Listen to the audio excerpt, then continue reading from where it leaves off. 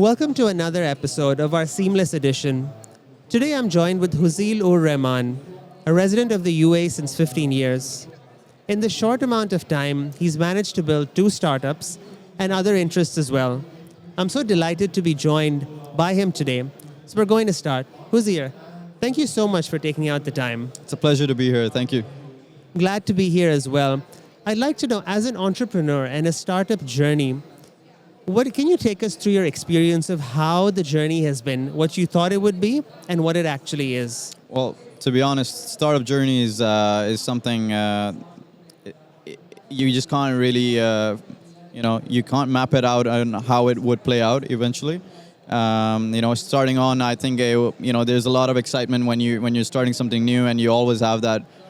I'm gonna go big. I'm gonna go Mark Zuckerberg style. But then over time, you really get hit with the setbacks of financial constraints, partnerships that you thought would have been the easiest part, but doesn't go through. Getting validation from your friends, families is the hardest part, I believe. And then again, I believe being a young entrepreneur.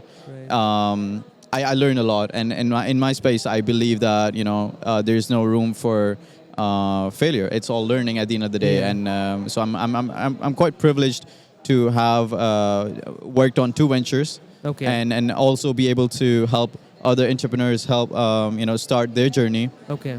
And I believe it's a tough roller coaster ride, but if you're prepared for the future outcome that you have in mind, you should have a big plan in your vision, and that just really makes it easier for you. I like the part about helping other entrepreneurs grow the ecosystem. I think that really helps fuel everything together. What do you think has been the biggest lesson for you in this entire journey that you'd like to share with other people? I believe the common term in Gen Z right now, delulu. I think we're often delusional about the fact that I think we got it all covered. Yeah. When you start something and you think you got the right idea, you got the right business, you got the right people on board. Over time, you realize there are a lot of stuff that you're gonna learn the hard way, and that really tests you to the limit of whether you still want to continue or not. So I believe from that perspective, you should give it time, and you should be resilient in the sense that hard times will come, but you just have to stick through it. And the biggest hurdle, again, like I mentioned, it's all about being persistent. Resistance, being persistent is the most important part. I think being persistent and being resistant are very important qualities in an entrepreneur. I think that when you graduate from college or from high school, you're always left with 2 paths, either the path of working for a company or doing something on your own. I personally feel that when you set out on this entrepreneurship journey, there's a lot of self-belief that one needs to have to start this journey and make it grow.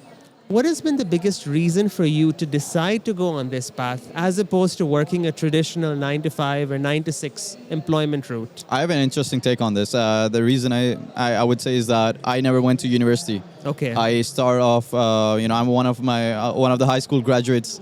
High school dropouts. Right. So I dropped off at while I was doing my IB. Here in Dubai, and baccalaureate, and I just jumped directly to the startup.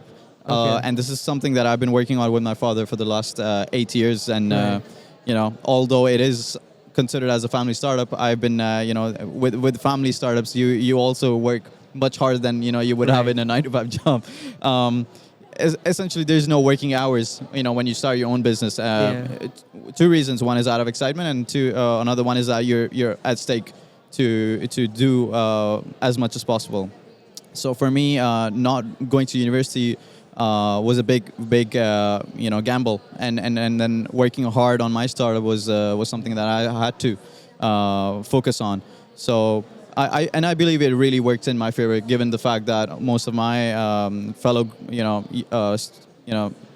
graduates or my school students went to universities like MIT and really good universities, but they're still in a position where they're looking for jobs, and it's a tough market to be in. So I'm really glad for the way it played out for me as Yeah, I think it is a tough market overall. I think we're blessed to be staying in the UAE. You hear so much support that entrepreneurs, startups get from various incubators, various government programs, and I think the general startup community. Have you received that kind of support, mentorship? I know mentorship is something that you do towards other businesses, which is absolutely great. When you started that journey, have you been part of communities or groups that in the UAE have helped you grow and learn your skills as well? Unfortunately, I was not part of those groups at the time for two particular reasons. One is that I just did not know, and second is that the startup culture was still very new at Very the time. nascent, You know, yeah. so we're talking about back in 2018 when startups were still being a big thing, and just before COVID, there was a lot of funding going on in this part of the region. Fortunately enough, I was able to be sitting among top CEOs of companies that usually you wouldn't get access to, and that was fortunate. I was fortunate enough because of my father as well, Right. given his nature, his acumen. But apart from that, it's just that the startup world is a luxury in this part of the region, Yeah. where you just have the luxury to meet anyone you really Yeah. want to.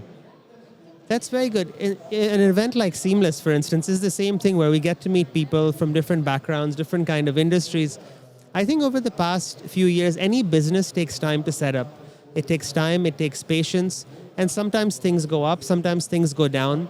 So when businesses or your events in life bring you up or down, how do you maintain that motivation or continuity to succeed? Because you've been doing it for 8 years and you've been doing it really well. So what tips would you give to others in the same situation? I believe choosing your right partner, your right team is one of the most underrated